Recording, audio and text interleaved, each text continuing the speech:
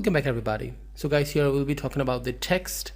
A lot of things we have about text we need to talk about when it comes to the CSS. So the HTML is ultimately a text element, but I'm not going to apply more things to the HTML. I'm going to apply to the second para. So there was a second para, the second paragraph. I'm just going inside the second paragraph, and I'm going to apply some things here. The very first element about the text I just want to apply to is the text align. What the text align can do, we can align the text to the right, left, or the center. I'm applying the text align left, going to the browser back, and you'll be see something, nothing new by the way. Why? Because the text is already on left. I'm just gonna apply it on the right side. So go to the browser back and refresh that. Now you can see that the text is on right side there. I'm gonna change the color of the content. I'm just gonna put the white color, so it'll be more, sorry, I was just changing the background color. I just need to change the color.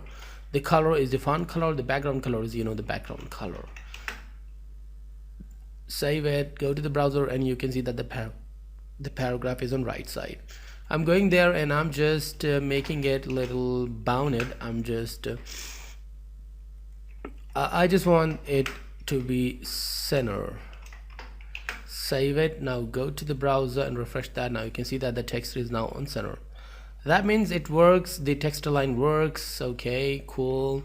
And I'm just going down, and some more things. The text decoration I'm applying here. Text decoration means decorating the text. I just want the text, the underlined text, underline. Save it and go to the browser and refresh that, and there you can see that the line under the text. I'm just zooming in so you can understand it. You can see that the line under the text. Okay, cool. I just also can apply the overline text like the underlined text. So overline, go to the browser and refresh that. Now the line is actually over of the content. You can see that clearly. Okay, I'm just going back and I'm just doing something more different than this. I'm gonna put the double line. Okay, DOU double line.